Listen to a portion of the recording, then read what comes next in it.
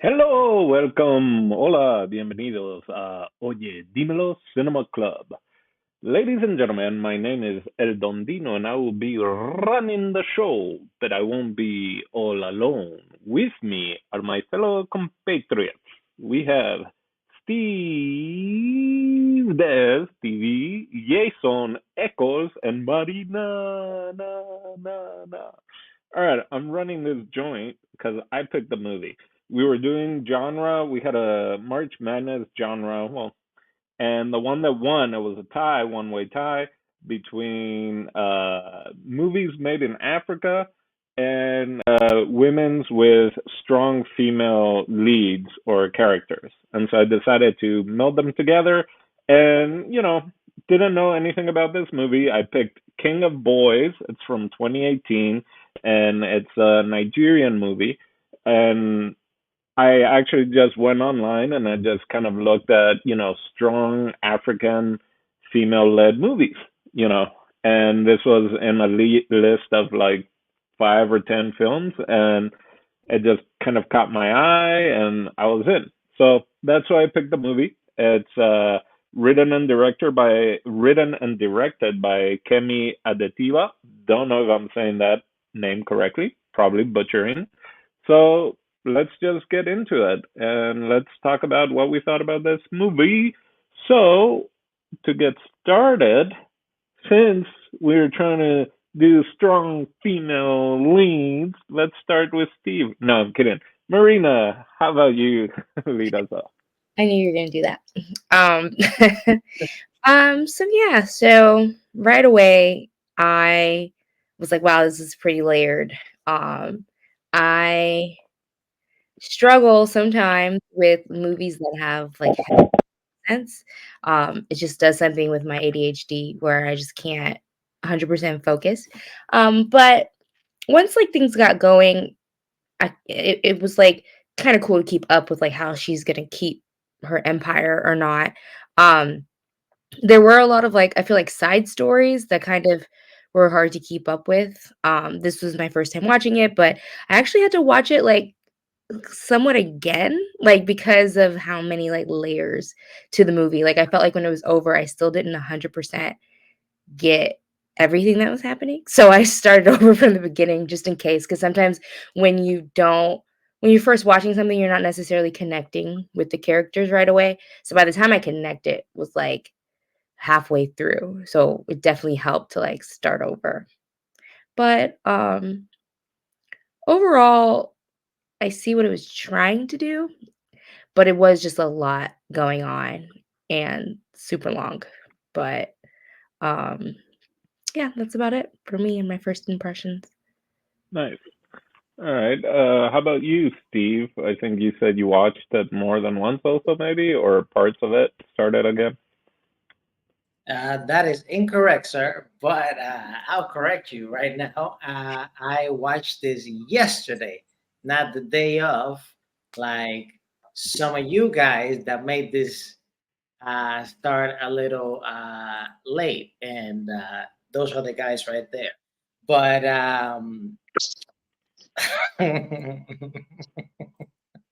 but anyway, the my first impressions was like I really felt after watching it that this was like Young and the Restless Africa.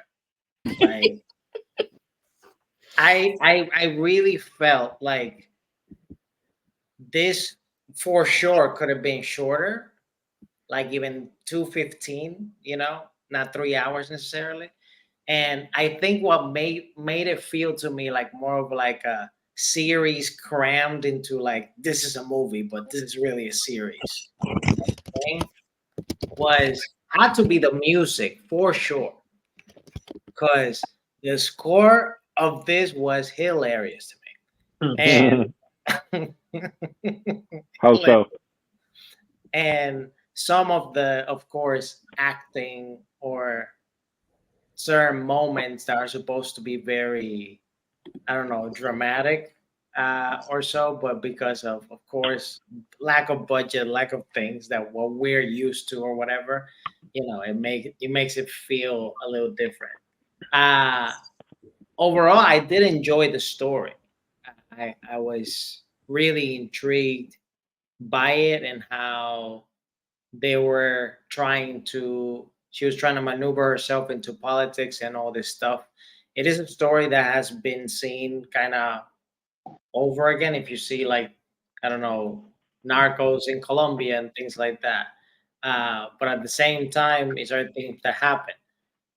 I was really concerned about the baby. I'm like, why do they always have to kidnap a baby?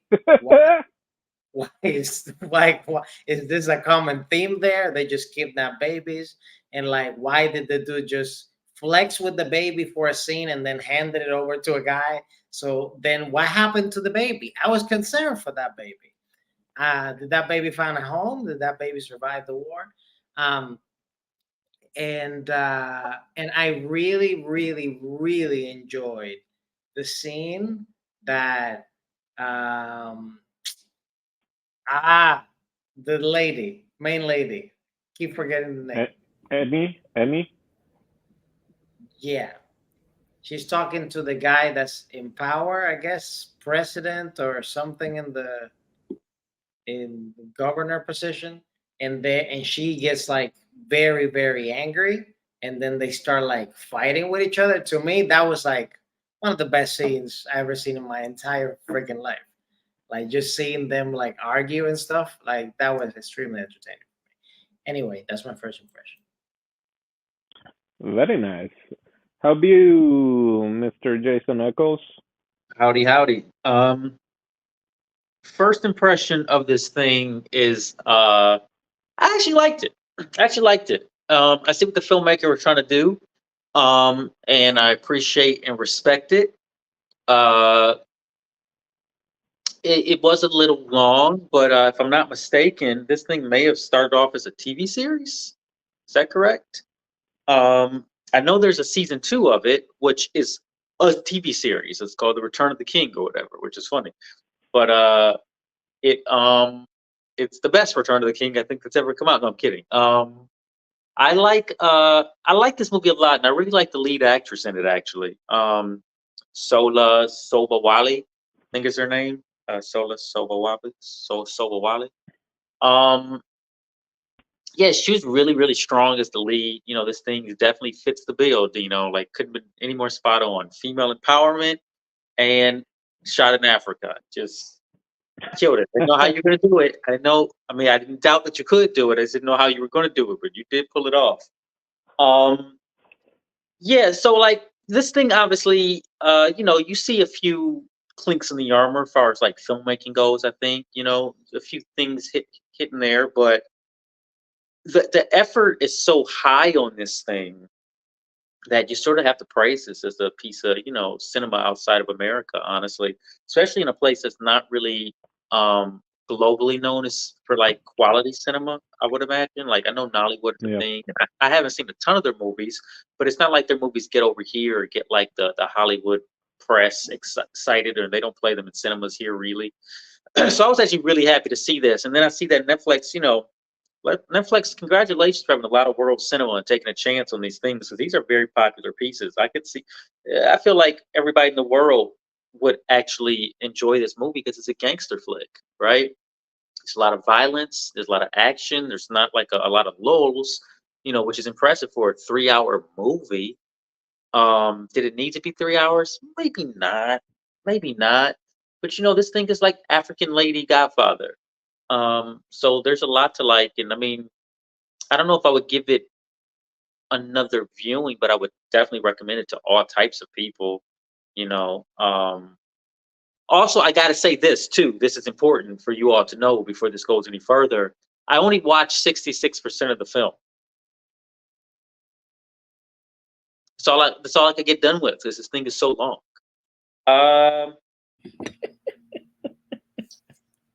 So I'm only 2/3. All right, I removed them because I don't know how I'm only gonna allow you to talk 66% of your speech. We're only going to listen to 66% of your first impression. Let me just finish up real quick. I also agree about the baby situation. I'm wondering like how much of a theme is that in African movies because that's 2 for 2. 2 babies that's been stolen. It's a lot. It's 100% babies stolen in the African cinema we watch. I was wondering why I had a dream last night that my kid got kidnapped. And Good I was like, lord. Oh no. what? Where is this coming from? I'm like, what kind of anxiety? But yeah, there you go. African cinema. Well, this thing tells a story I think that's very culturally significant too, because I think it talks a lot about the culture of these people. There's like little, nods and hints to like what's happening in this thing, and I kind of respect that because I learned something, and also showcasing it kind of gives you a better understanding of like who and what these people are. Uh, all in all, I do like this thing. I'm going to finish it up immediately. I'm excited to. I just had too much ADD when I was watching it. I kept stopping and having to do other stuff. And it's 3 hours, and you rewind a bunch of it because, like, I had to watch it on subtitles because I would miss certain stuff, because of the accents. Not a ton of stuff, but I thought it'd be better to keep it on. And sometimes I was still missing stuff, so it is what it is. Well, I mean, there's 3, maybe 4 languages in it. Yes. So I was not aware you. It's like some African languages, and I'm like, wait, What are we speaking? Okay. You done, Jason? With Yeah. Thank you. Okay. Yeah, it's a long movie. So yeah, there is, I guess, a sequel TV show, and that's Netflix. So clearly Netflix picked up this movie, and I guess it did the numbers, and then they bought a TV show. That's what I'm guessing. That's what they do with a lot of those foreign films that they pick up. If they see good enough numbers, and they're like, you know what, let's throw some money for a TV series or something. I enjoyed the movie. I do think it could have been at least uh 40 minutes shorter, if not almost even an hour. Like it could have been a tight 2 hours.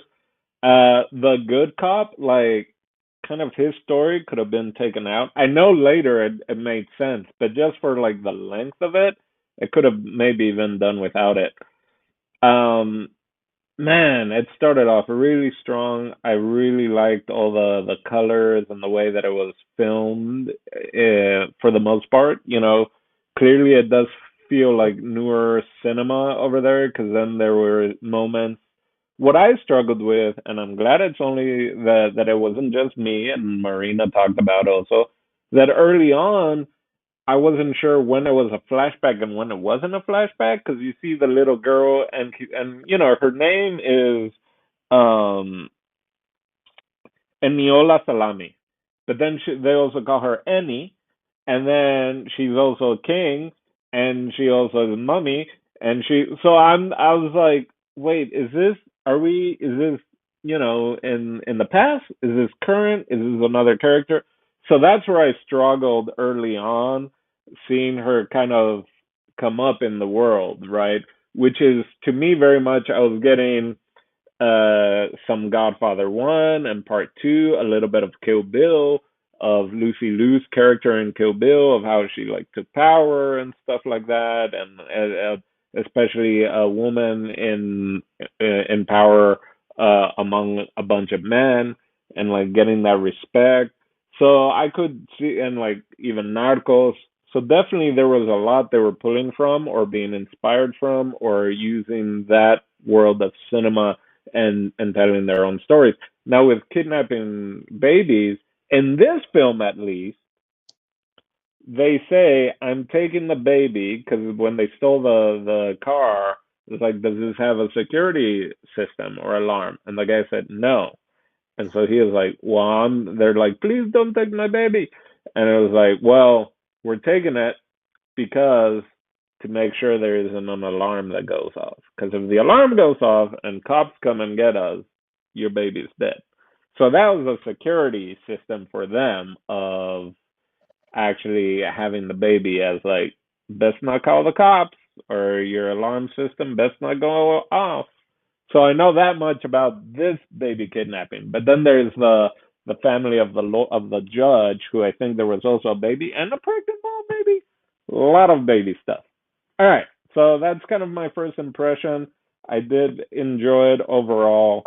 So yeah, let's get right into it. I talked a little bit about uh, for me again, right? We haven't seen a lot of cinema from like Africa, even India stuff, very little. But I love how the vibrant colors pop. Like that's just not, especially growing up in Paraguay, different culture, different traditions, different outfits, and all that. So for me, just seeing someone else's culture and how colorful it is, and how those colors pop, and kind of what they mean, and it starts at a crescendo at the height, right, at her party, and just like even to the point. So let's talk colors and different types of colors, because there's some bad mouthing about her that she, I guess, was bleaching her skin even. So not just the outfits and all that, but also in the, I guess, more the film part. I want to hear what you guys uh, thought of the color choice, or if there was a certain color palette or outfit that you really enjoyed.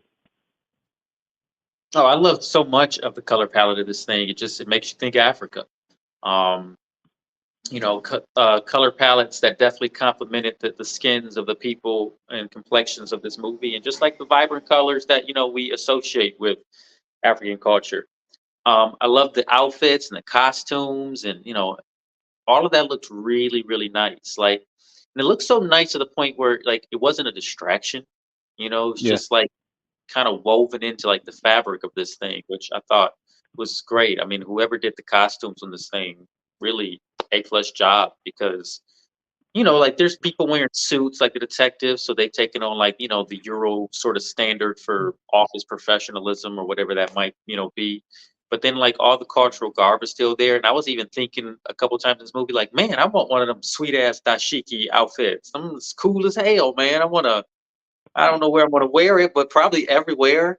And people are just gonna have to assume I'm African because I want to wear one.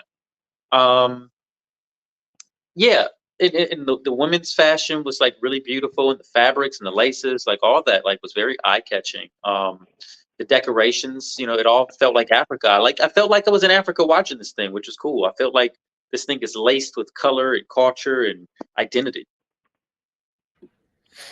I agree.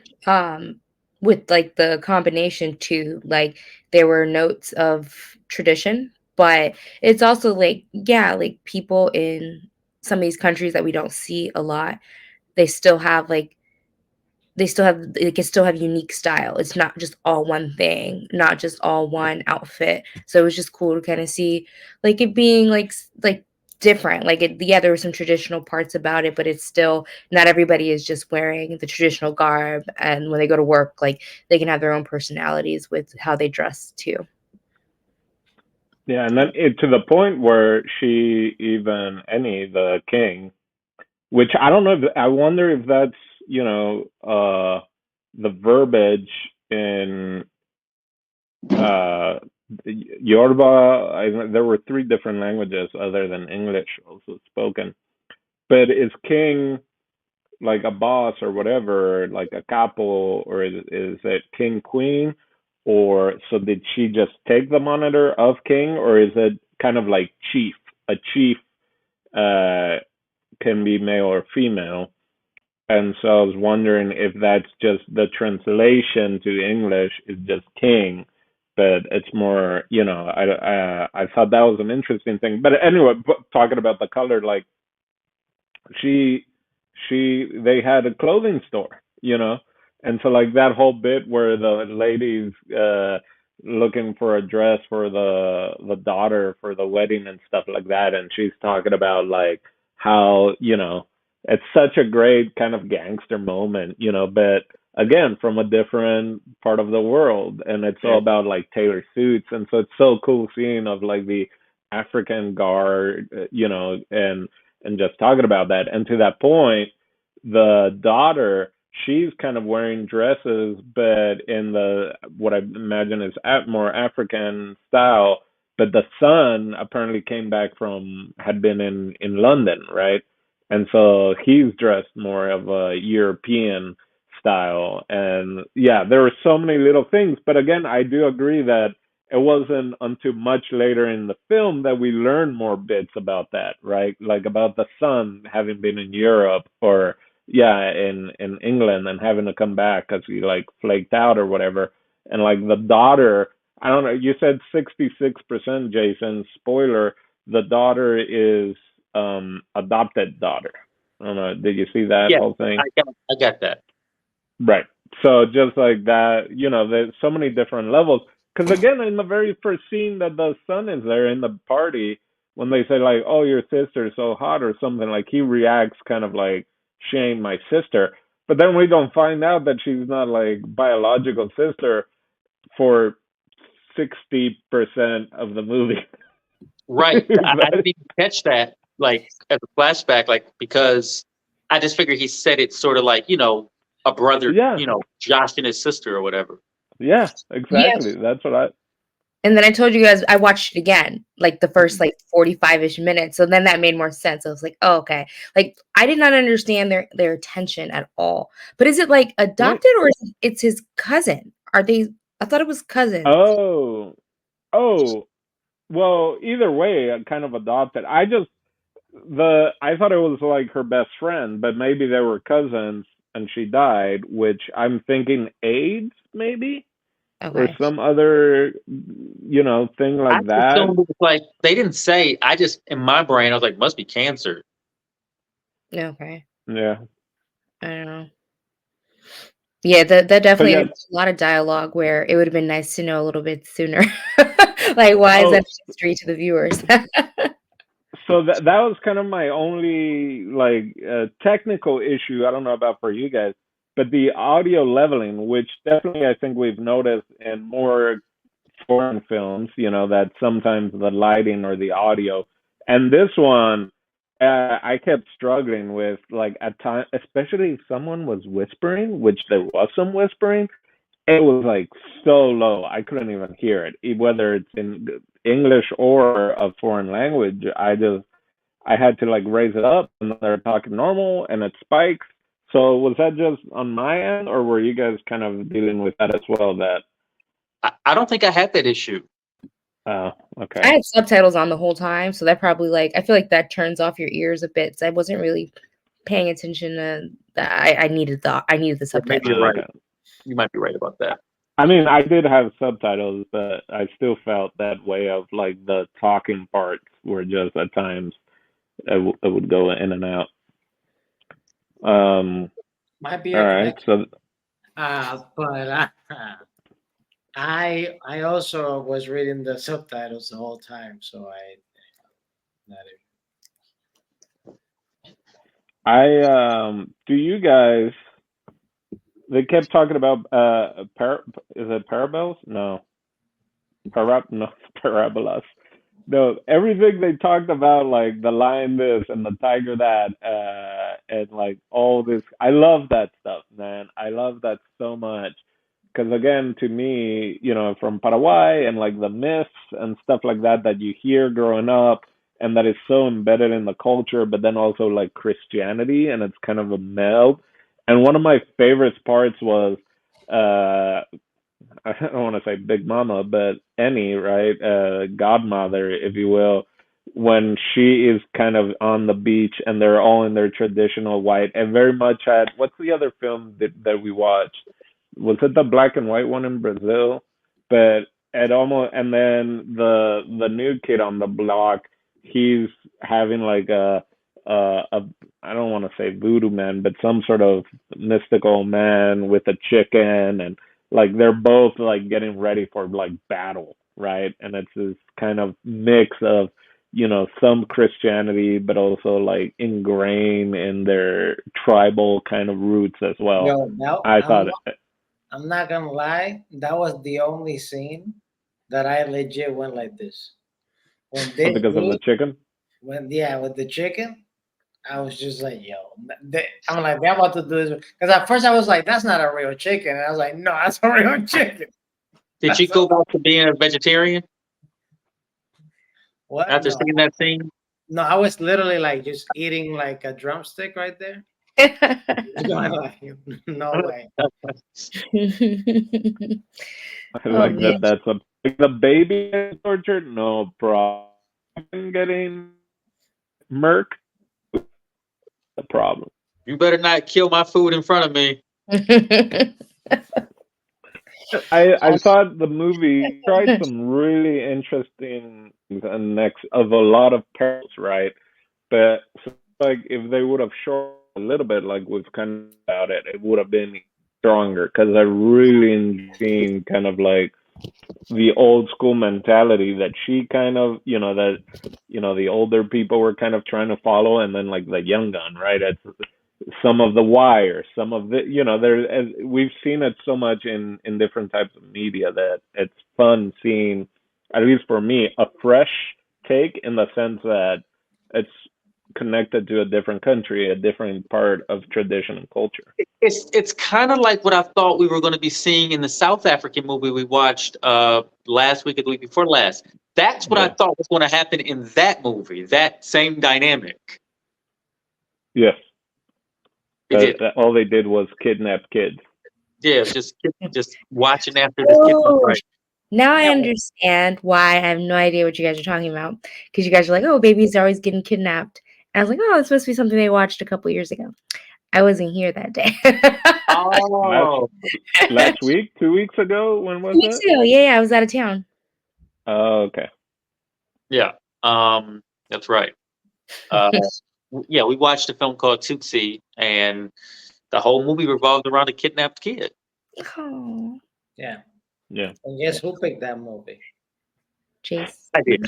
Yeah. So both of you guys, I don't know, are looking for the. Hey man, So we we love the kids. What can I say? We got a big yeah. heart for the kids. Hey, Um at least in yours, the kid got a resolution. That's true. But the That's other, true. I was wondering where the baby disappeared to too. Now I hate to hear that like that never comes back up again. oh man, yeah. all right. So um I think Steve maybe mentioned that. I took a couple notes. One of it said, "I'm not yelling, you're yelling," because he also talked about the scene where I guess they're fighting and yelling, and there's a lot of kneeling and kind of almost even kissing and Oh yeah. weird ranges of respect and stuff like that. I loved it. I love this completely overacting because I feel like then you see it also when it's like people die and stuff like that, and it's almost hysterical laughing, and that to me takes me back to like every time there's a funeral and like it's a very religious, maybe overly Christian reaction, at least in growing up that you would see that it's like crying hysterically, but it sounds like laughing, and then there's laughing. So I was totally into all that kind of what felt overacting and stuff like that. But I'm like, that's just part of I the thought that was culture. the best acting in the whole movie, and I'm not even kidding. I didn't Okay, feel like it was thank you. overacting. I'm going to tell you Right. what I thought was amazing about it. At that point, I said, wow, she is a really good actor. And I'm going to tell you why. Her reactions to grief of a Hmm. lost relative, especially a child, being all over the place and it being hectic and frantic, and her mind is like short circuiting and she's laughing, maybe remembering like when the kid was, you know what I mean? Like all that, like in and out and wanting to yell and scream and the pain and you can't shut it off. Like I was like, that's beautiful acting. Like people always just cry straight up when we see him in movies Yeah. hurting. Just cry, maybe just Yeah. like even you'll even get the like the ugly noises. But she was like, I'm ugly. You get I'm in you get serious grief. I loved it. you get the Denzel, the one, the All of it. Denzel, the So one. Yeah. are The you one saying Denzel that did. the woman Scarface is better than middle Scarface or original Scarface? Oh, what? Damn. I mean, I it's I will different. It's say different. like, being raised on American film, right? Like in the way it's written, I do feel like when watching something foreign, the best parts are probably the more emotional parts. It's very hard to relate to like the regular dialogue. Like it's like when it's just like normal and happy, it's like, oh, it's like it almost feel like it's fake, but Yeah. it's crazy how sadness and anger like translate more from society to society, for like culture to culture, than happiness. Because sometimes like the happy scenes and the just like, oh yeah, let's wear this dress, let's get married, you're just like, okay. But then when like someone cries or someone is furious, it's crazy how much more that relatable those scenes are. Because yeah, anytime it was just like regular dialogue, I got a little like distracted. But as soon as like she was like fighting for something or losing someone, it was like whoa, like, or losing herself even in the prison, in the jail scenes and things like that too. But yeah, yeah, that's it. Take me off soon. All right. Well, going into that, and because we piggybacked on the acting or overacting or great acting, um, if you let's go into a favorite scene or even favorite character. I'll go ahead and start just because it's piggybacking on that.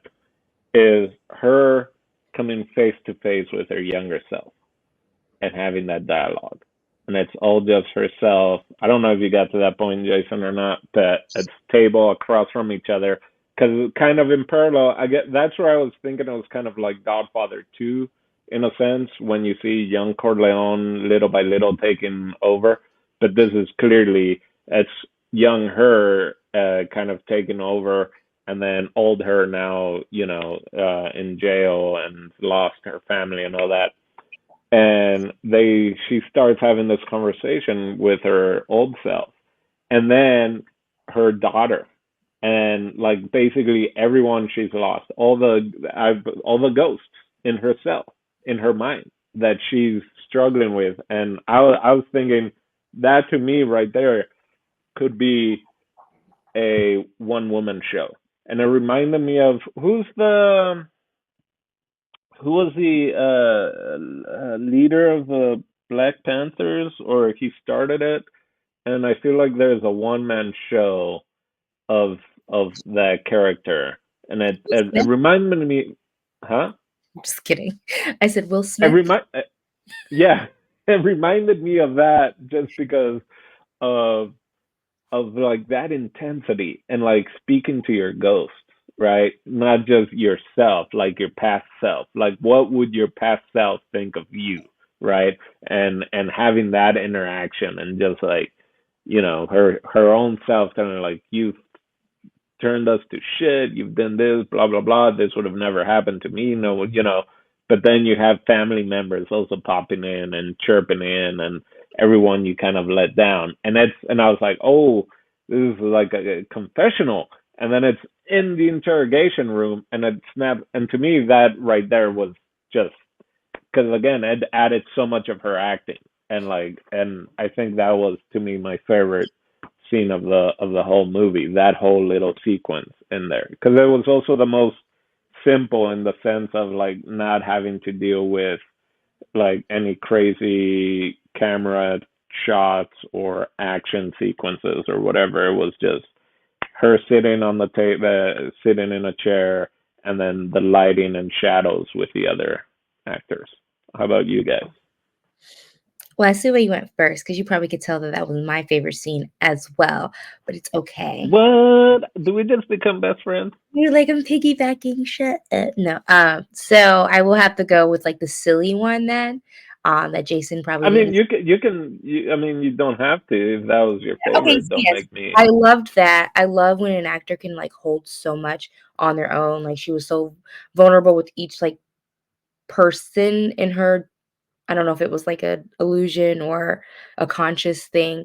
So definitely loved that. And then like on a sillier note, I really loved the ending where she like ends up in New York and like she's like you can tell like she's at the start of rebuilding something new. It was also cool to get some American accents in there after like hours of struggling. I thought, I was like, oh, we made it through the whole movie without the N word, and then I was like, whoa. I know. We're back in the US. And I almost thought it was funny because I was just like, this is hilarious. Like they get their chance to like stereotype us now. Like we always I love it. stereotype Africans in our movies. Obviously, things have gotten better in Hollywood with that, but just like thinking about like old school movies that like completely try to like stereotype African culture. And so it was kind of funny to see like what an American Black person is to an African and what they put that in their movie. And I was like, okay, we'll let you have this one. Because I was like, whoa, we just, yeah, dropping bombs and just making him very aggressive and almost like yeah, he was like a douchebag. And I was like, this is funny. And it's like they Right. deserve it. They get And a decade at least of this.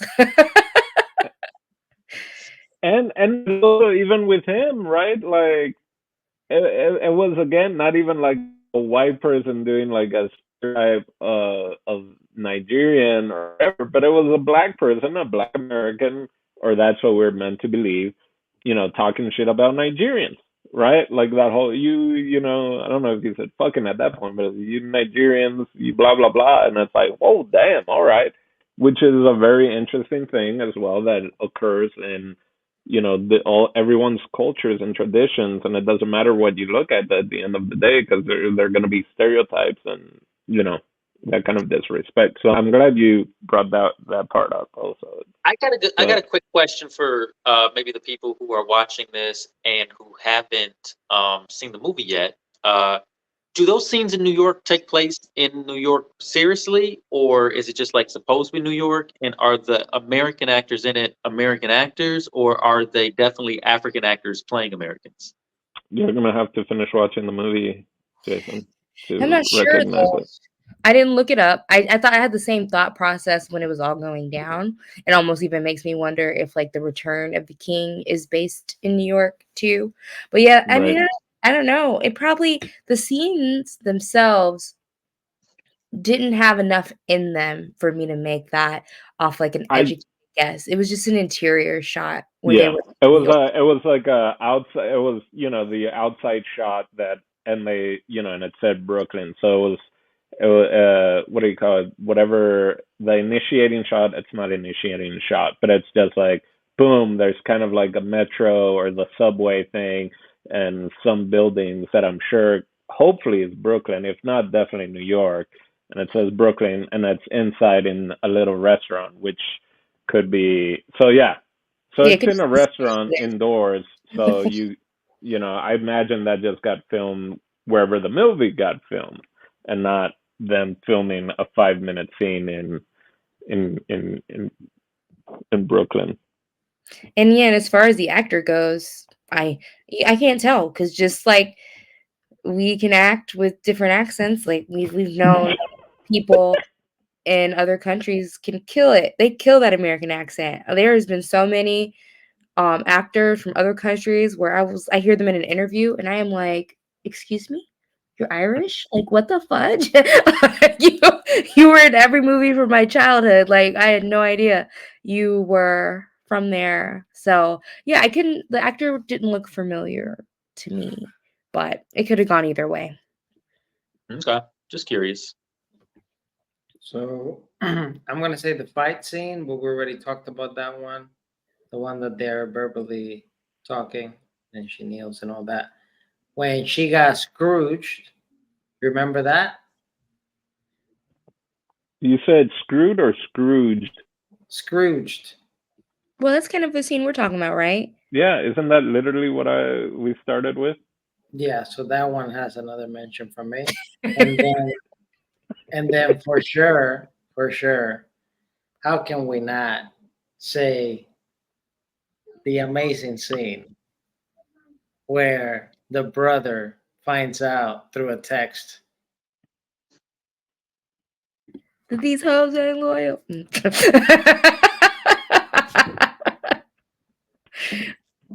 I mean, pretty much, I guess. Fly. Yeah, that was probably the weakest one of that. That's again another thing that could have been anything with the brother. He could have just been cut out of the film. Also, if it wasn't the cop. Well, no, I felt that was a little bit lacking in character development. to actually make a difference. Because at the very end, I was like, oh wow, okay, he murked his girl, and I'm like, maybe now he's gonna stand up for the mom. And nope, never mind, that's done. I almost thought that the daughter was actually gonna become the king of boys. Like I thought it was leading towards that, and I was getting really excited. Like when Mama was like going to jail, kind of giving up, I was like, "Ooh, I think the daughter is starting to pull the strings," and I was like looking forward to that reveal. And then So I I was like, think that's a large part about what makes this movie good to me. I didn't know which way it was going to go. I had all those "Yeah, same thoughts, like it could go that way. Maybe the guy, Kenton, maybe he's like Michael from Godfather, and he's Corona, going to have yeah, to yeah, yeah." switch the route. Like I didn't know, like I wasn't sure, which I think is cool because mostly when we watch these movies, we know. Yeah. Well, yeah, I mean, with a brother, it's like he tries to buy whatever she wants, and then she's the one that buys everything for them. And then, yeah, the minute, because the daughter is so smart, because he's like, oh, I've been going over the case with this, and it's like, such Godfather, you don't talk about family business outside the family type of thing. Yep. And I was like, ooh, you're being played. And I was like, she's right. Like, shut up. What are you doing? You don't Yeah. even know this girl. Yeah. But then when the girl's kind of like, "Hey, let me make you some coffee and let me like you can be you're drunk and you're high, you gotta be there for your mom." I'm like, "Okay, good girl." Like you feel like fine even though like the cyst blew up in your face, like a day ago or whatever. So I'm like, "All right, I can see this. I can see the son and the son's girlfriend kind of stepping up finally and doing so." And then I was like, nope, never mind. And then she was like, you didn't like her anyway. You said she was mean to you or something. I was like, not the best way to I try and know. defend yourself. Famous last words, like what? That Uh, she's like, I'm gonna go out a narcissist. I don't give a fudge. Like, Right. Real talk. I do what I do for my family. You're like, Like, this is on you. It's your feelings. gangster movies always like make me realize that I do better observing because like yeah, I think I'm about that life. I love the loyalty factor and things, but people will betray you just cuz, and like you'll be on top and then you won't. And there were so many elements of that in this movie where like people's right hands turn a blind eye as soon as like power was shifted. And I'm like, man, that's crazy. People are so disloyal. Right. all right. Yeah, so this was, at least from IMDb, just filmed in Lagos, Nigeria. So there are two, I guess, famous raptors. So, um, two famous raptors. So something that we normally talk about on here is money conversions. Whenever there's money in these movies, like, well, what's all this? What's the stake about? And I could be wrong because this doesn't seem accurate. But I looked up what 10 million Nira was, and it was only like $6,500. Oh. Did I get something wrong? Did I do a wrong calculation? No, well, that was the joke. That because then he's like, nah, son, it's dollars. You're talking Oh, about the very beginning when he's like, hey, I know where there's gonna be millions or something like that, and dude was yeah. like, He said Nina? there's in a house there's 10 million Nira. I know where to get it. Yeah. Well, he just said 10 million, and the dude was like, oh, 10 million Nira, and he was like, haha, nah, man, dollars. So that was them having a little joke. So Gotcha. It's like me saying, "Hey man, I got 10 million guaraníes." I don't Like remember the cool. plot point for the money to be in the casket, though. How did they know that? I don't remember that happening. So they mentioned the septic tank. Hmm. That I definitely got. They said, and then they said there was more than one thing. So I got the septic tank and like an empty house, right? But yeah, I don't remember hearing the casket part. But once that happened, I was like, oh, clearly he knew where everyone was hiding their money, basically, and I just assume at that point, like, oh, they're going after everyone's hiding spot. And maybe think of American Gangster also. Russell Crowe, Denzel, and I felt like, oh shit, is that honest cop gonna kind of get into the same kind of relationship, but it's not Denzel, it's Emmy, and kind of not really, but there was kind of that relationship of just him being so straight edged and narrow that he was kind of like, I'm gonna do what's right. I'm not gonna let this woman, get murdered, especially after I've been duped, you know. So No one will ever be Russell Crowe, no one. All right, that was the worst cop played in history. He, what? as you always compare these cop gangster dynamics to Russell Crowe and Denzel Washington. Did I really? You do. Russell Come Crowe. on, someone help me out. I don't, do I? Well, I don't know if you do it every time, but you have done it before. Russell Crowe was a loser in that movie. Like, what the fudge? He did not respect the But game. he didn't break the law. He did not. Yeah, I don't know And who's then going he to share. befriended, or they Or worked together, because Denzel was like, if I'm going down, I'm taking. With me, you know. All right. Speaking of which, um, let's go ahead into final thoughts, because I think, yeah, I think everyone has said everything they want. Maybe they want to add. If they want to add your favorite Russell Crowe cop movie and your final thought, feel free to do so. I'll go since I went first on the beginning thoughts. We didn't do favorite character, and mine is the daughter, slash cousin slash who knows. But I just loved her loyalty and everything. But yeah. Final thoughts wise, this movie was way too long. We could have gotten the point across without a lot of like the side stories.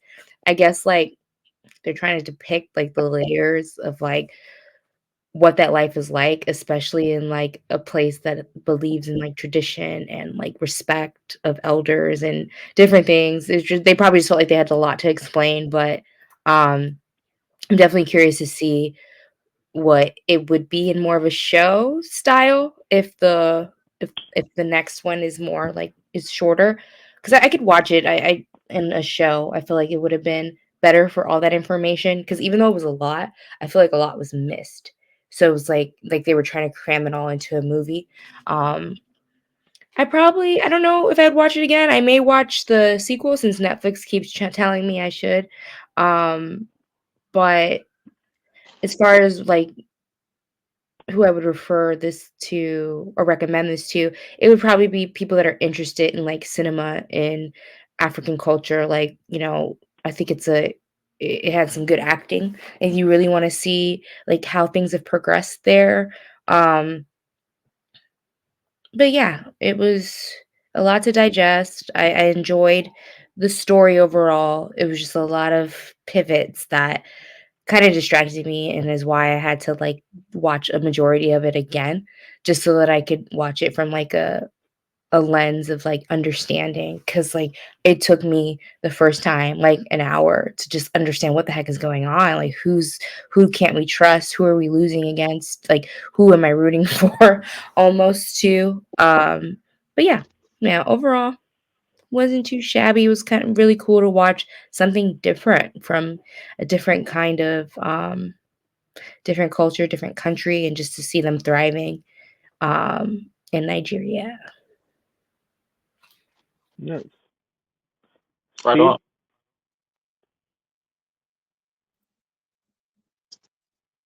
Steve, tus Steve, you final got thoughts? your mic on, bud? Oh, mine? Okay. So final thoughts.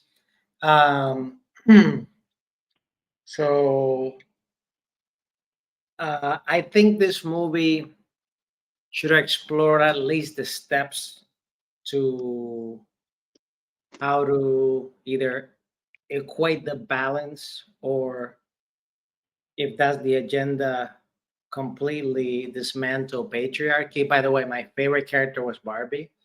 Um, and oh, shoot, that was last week's movie. My bad. I was like, wait. Disrespectful. That was last week's final thought. Final thought for this movie was, I have it written down here. Hold up.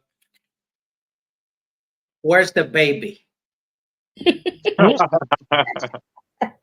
my final thought. Yeah, it's funny. All right, well, All right. I think I'll go. What are you snacking on? Oh, pretzels. I'm sorry. Um, I like this thing a lot, and I think I would watch more of it in the series. I probably will at least give it a little bit of a try because I was into it. You know, I really like the acting. I like the point of view. I like what they were trying to do. I mean, like Zeno said, it's a story that we've all seen many times. It's just shifted with new faces and new characters and different, some different themes. Fine, I'm cool with that. I mean, I could honestly watch this story probably in every culture.